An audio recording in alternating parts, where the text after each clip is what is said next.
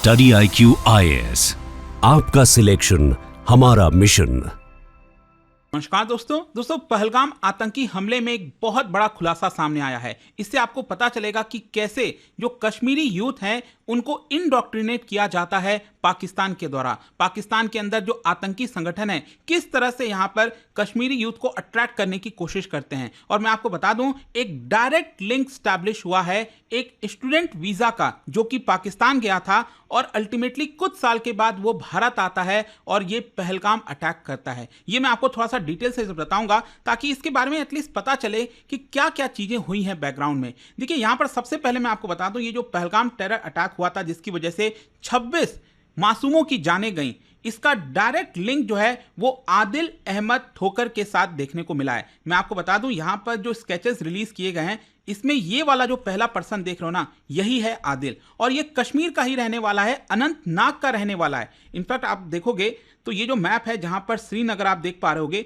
इसके just south में ये डिस्ट्रिक्ट आपको देखने को मिल रहा होगा अनंतनाग, और यहीं पर है पुलवामा जहां पर ये पूरा आतंकी घटना हमें देखने को मिली थी। तो अनंतनाग में अगर आप देखिए तो यहां पर एक गांव है गुरे विलेज, और वहीं पर एक जगह है बिजबेहारा। इनफैक्ट मैं आपको थोड़ा सा और मैप में दिखाता हूं। ये श्रीनगर आप देख पा रहे होगे, नीचे की तरफ आप देखिए ये है अनंतनाग जो टाउन है, और उसके जस्ट ऊपर बिजबेहारा करके ये जगह आपको देखने को मिलेगी, और वहीं पर गांव है गुरे गांव, वहीं का ये बिलोंग करता है। तो अब इससे किया क्या है मैं आपको बताता हूं। सबसे पहले बताया जा रहा है कि 2018 में ये स्टूडेंट वीजा पर पाकिस्तान गया था। मतलब ये बोलकर गया था कि मैं पाकिस्तान पढ़ने जा रहा हूं, और आप देख सकते हो पढ़ाई के अलावा इसने सब कुछ किया। बेसिकली यहां पर जिस पर्पस के लिए वो गया था उसका वो था एकेडमिक एक्टिविटीज, मतलब उसको सिर्फ एकेडमिक एक्टिविटीज में रहना चाहिए था। लेकिन इंटेलिजेंस सोर्सेस के माध्यम से ये बताया जा रहा है कि उसको इंडोक्ट्रिनेट किया गया, आइडियोलॉजिकल ट्रेनिंग दी गई, साथ ही साथ वेपन्स की ट्रेनिंग दी गई, पैरामिलिट्री की ट्रेनिंग दी गई। ये मैं और आपको इसके बारे में बताऊंगा।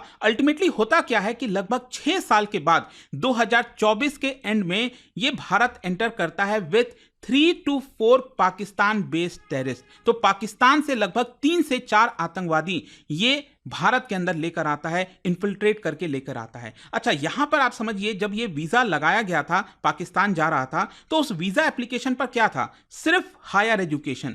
मतलब वहां पर एक्चुअली इंस्टीट्यूशंस के नाम वगैरह भी अभी क्लियर नहीं है कि वहां पर गया भी था नहीं गया था क्या है, लेकिन हायर एजुकेशन के लिए वो गया था। एंड जब वो वापस लौटा ना, तो यहां पर कोई भी रिकॉर्ड उसका लेजिटिमेट एजुकेशनल क्वालिफिकेशन का देखने को नहीं मिला। मतलब वो वापस लौटा तो एटलीस्ट पता चलना चाहिए ना कि वहां से इसने डिग्री प्राप्त की है, सर्टिफिकेट मिला है, लेकिन इंडियन एजेंसीज को ऐसा कुछ भी प्राप्त नहीं हुआ है। अच्छा, यहां पर पाकिस्तान का डायरेक्ट और इनडायरेक्ट रोल क्या है मैं आपको बताता हूं। देखिए, ये बात हम सब जानते हैं कि जो लश्कर तैयबा है वो पाकिस्तान ऑक्यूपाइड कश्मीर में, ये जो आप देख रहे हो लाइन ऑफ कंट्रोल के उस पार, वहां पर जो है बड़ी मात्रा में टेरर ट्रेनिंग कैंप्स चलाता है। पीओके में तो चलाता ही है, लेकिन साथ ही साथ पाकिस्तान का जो मेन लैंड है लाहौर के पास, मुजफ्फराबाद के पास, वहां पर भी आपको देखने को मिलेगा। तो यहां पर जो स्टूडेंट्स होते हैं ना आदिल जैसे, वो जब पाकिस्तान जाते हैं तो अचानक से वो डिसअपियर हो जाते हैं फ्रॉम फॉर्मल एजुकेशन सिस्टम, और उसके बाद वो टेररिस्ट ट्रेनिंग मॉड्यूल्स के अंदर पूरी तरह से लिप्त हो जाते हैं। तो यहां पर जो यूज ऑफ स्टूडेंट वीजा है ना, वो पाकिस्तान और जो आतंकी संगठन है वो बड़े चालाकी से इस्तेमाल करते हैं। जो पाकिस्तानी हैंडलर्स हैं वो लगातार देखने को मिल रहा है कि स्टूडेंट वीजा का इस्तेमाल करते हैं फॉर कोवर्ट रिक्रूटमेंट मेथड। मतलब कि दिखाते हैं कि कश्मीर से जो यूथ है वो पढ़ाई करने के लिए जा रहा है, लेकिन अल्टीमेटली उसको इंडोक्ट्रिनेट कर दिया जाता है और टेररिज्म की तरफ धकेल दिया जाता है। तो स्टडी तो क्या है, ये एक प्रकार का कवर है फॉर मिलिटेंट ट्रेनिंग, रेडिकलाइजेशन और जो नेटवर्किंग है जिहादी ग्रुप्स के साथ, वो सब कुछ होता है, लेकिन इसके बाहरी तौर पर यह दिखाया जाता है कि वो पढ़ने जा रहा है। ये रोल यहां पर आपको साफ साफ देखने को मिलेगा। अच्छा, जब ये आदिल वापस आया, भारत वापस आया, तो इसको एक्टिवेट कर दिया गया फॉर हाई प्रोफाइल अटैक, और स्पेशली किसके ऊपर, टूरिस्ट के ऊपर। क्योंकि देखिए, टूरिस्ट के ऊपर जब आप अटैक करो ना, इसकी वजह से चीजें बहुत ज्यादा हाईलाइट हो जाती हैं, और यहां पर इनका मकसद ही यही था कि जो टूरिज्म इकोनॉमी है कश्मीर की उसको डिसरप्ट कर दो, जो कि बहुत तेजी से रिवाइव हो रही थी। फिर इसके अलावा इंटरनेशनल अटेंशन ले आओ। कश्मीर का मुद्दा आप देख रहे होगे, पाकिस्तान लगातार लूज करता जा रहा था, उसको कुछ ना कुछ ऐसा चाहिए था ताकि कश्मीर जो है वापस से इंटरनेशनल लेवल पर हाईलाइट हो जाए, जो कि अभी आप देख ही रहे हो ही गया है।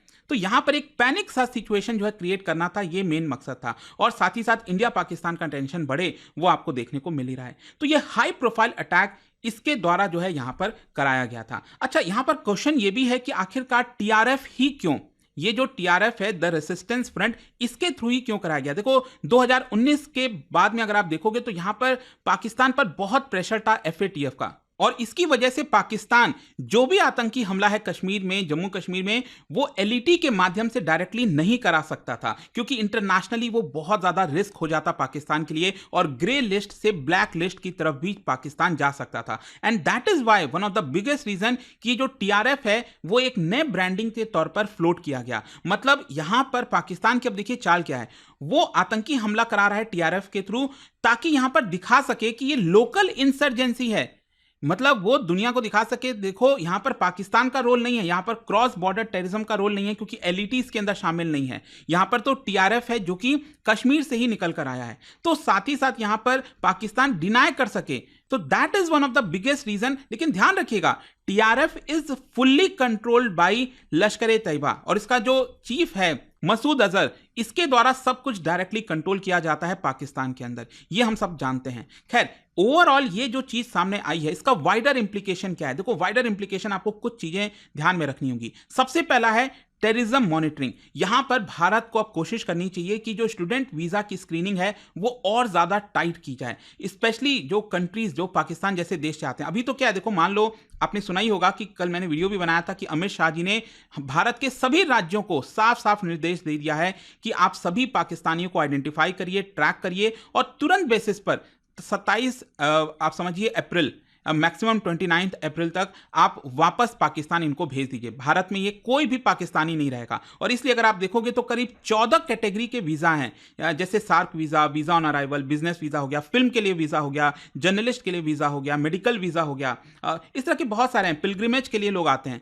तो इस तरह के जितने भी वीज़ा है ना, 14 कैटेगरी के वीज़ा, वो यहाँ पर रद्द कर दिए गए हैं। ऑल्दो आप देखोगे, मैं सुबह से देख रहा था कि न्यूज़ में कुछ खबरें आ रही थी। फॉर एग्जाम्पल, पाकिस्तान से एक आदमी आया है अपने 2 बच्चों को लेकर, जिनकी हार्ट की प्रॉब्लम है, तो वो बेचारा रो रहा था और बता रहा था कि देखिए प्लीज रिक्वेस्ट करते हैं भारत सरकार से कि मेरे बच्चों का इलाज हो जाए, फिर हमें वापस भेज दें। तो वो देखना होगा कि सरकार वो कंसिडर करती है नहीं करती है। मेरे ख्याल से ह्यूमैनिटेरियन ग्राउंड पे ये वाली चीज कर देनी चाहिए, क्योंकि हम देखो, हम पाकिस्तान से अलग हैं, हम पाकिस्तान थोड़ी हैं, तो उस लेवल पर हमें नहीं जाना है। तो यहां पर सरकार को एक एक्सेप्शन कर देना चाहिए, हाँ ट्रैक भी करते रहना चाहिए कि सब कुछ ठीक है कि नहीं। फिर इसके अलावा आप देख रहे हैं कि दिल्ली कैंप में बहुत सारे जो हिंदूज हैं जो पाकिस्तान से आ रखे थे, अब उनको पता नहीं है कि वो क्या करेंगे, क्योंकि वो अल्टीमेटली आए तो पाकिस्तानी वीजा के थ्रू हैं, तो अब वीजा तो यहाँ पर रिवोक कर दिया गया, हटा दिया गया है, तो अब उनका क्या होगा? तो देखते हैं सरकार इसको लेकर क्या करती है। लेकिन ध्यान रखिएगा कि अब मान लो सरकार पाकिस्तान वीजा के ऊपर टोटल बैन लगा दी है, तो हो सकता है कि दूसरे कंट्रीज के माध्यम से फेक डॉक्यूमेंट्स के थ्रू आने की कोशिश करें। तो जो भी यहां पर स्टूडेंट वीजा के थ्रू भारत में एंटर कर रहा है, उनकी प्रॉपर स्क्रीनिंग होनी चाहिए। ये एक बहुत इंपॉर्टेंट चीज सामने निकल कर आई है, ये जो पहलगाम आतंकी हमला हुआ है उसके थ्रू। फिर इसके अलावा कश्मीर की सिक्योरिटी, देखो यहां पर हाइब्रिड मिलिटेंट्स अब आपको देखने को मिलेंगे। मिलिटेंट्स कहने का मतलब देखो क्या है कि है तो ये आतंकवादी, लेकिन दिखाने की कोशिश करेंगे कि हम सिविलियंस हैं। मतलब पाकिस्तान कुछ लोगों को, अब अगेन ध्यान रखिएगा, कश्मीर में कुछ ही ऐसे लोग हैं जो अब, क्योंकि अब वो संख्या नहीं रही है, स्पेशली आर्टिकल 370 के हटने के बाद कश्मीर के लोग, हर कोई अब यही चाहता है कि यहाँ पर शांति बनी रहे, सब कुछ ठीक रहे। लेकिन स्टिल कुछ तो ऐसे होंगे जो यहाँ पर रेडिकलाइज हो जाते होंगे, तो वो चीज़ों पर अब पूरी तरह से निगाहें रखनी होंगी, क्योंकि यहाँ पर भी देखिए यही हुआ था। पहलगाम अटैक में क्या हुआ, लोगों को लगा, टूरिस्ट को लगा कि ये नॉर्मल आर्मी पर्सनल हैं, पुलिस के पर्सनल हैं, तो उनको चिंता नहीं थी और सुरक्षित महसूस कर रहे थे। उल्टा हुआ क्या कि ये आतंकी निकले, डायरेक्टली गोली उन्होंने मारना स्टार्ट कर दिया। फिर इसके अलावा जहां तक भारत पाकिस्तान का रिलेशन है, देखो ये और ज्यादा डिटोरिएट हो गया है। यहां से अब किस दिशा में जाएगा बहुत कहना मुश्किल है। अभी तो भारत ने जो मिलिट्री लेवल पर अटैक है, जो पूरा रिस्पॉन्स है वो किया नहीं है, वो भी देखना होगा वो क्या करता है। लेकिन इंटरनेशनल डिप्लोमेसी में आप देखिए, भारत जो है वो पाकिस्तान जिस तरह से सपोर्ट करता है टेरर को, और ये जो चीज मैंने आपको बताया, ये जो रिवोल्यूशन हुआ है, इन सबका सबूत लेकर पूरे दुनिया के सामने रखेगा, यूएन हो कहीं पर भी हो। तो आई होप कि आपको समझ में आ गया होगा कि ये जो बड़ा खुलासा किया गया वो एग्जैक्टली क्या था। और जाने से पहले आप सबके लिए एक क्वेश्चन है। क्वेश्चन ये है कि देखिए यहाँ पर कई कन्वेंशंस हैं, बॉडीज हैं, ये आप देख सकते हो। क्या बता सकते हो इनमें से कौन सी बॉडीज ऐसी है जो डील करती है cross border movement control to prevent terrorism से रिलेटेड? तो इसका जो राइट आंसर है आप सब जानते हैं, मेरे इंस्टाग्राम पर तो मिलेगा ही, वहां पर अगर आप नहीं, कोई बात नहीं, टेलीग्राम से ले सकते हैं इसका सही उत्तर। और जैसा कि आप सब जानते हैं, स्टडी आईक्यू पर हमारे यूपीएससी के कोर्सेज अवेलेबल हैं। अगर आप तैयारी कर रहे हैं यूपीएससी की 2026 के लिए, अगले साल के लिए, या फिर उसके अगले साल के लिए लॉन्ग टर्म बैच लेना चाहते हैं 2027, वो सब कुछ का लिंक आपको कमेंट सेक्शन में मिलेगा और यूज करिएगा ये कोड अंकित लाइव ताकि आप मैक्सिमम जो डिस्काउंट है वो ले सकें। स्टडी IQ IAS, आपका सिलेक्शन हमारा मिशन।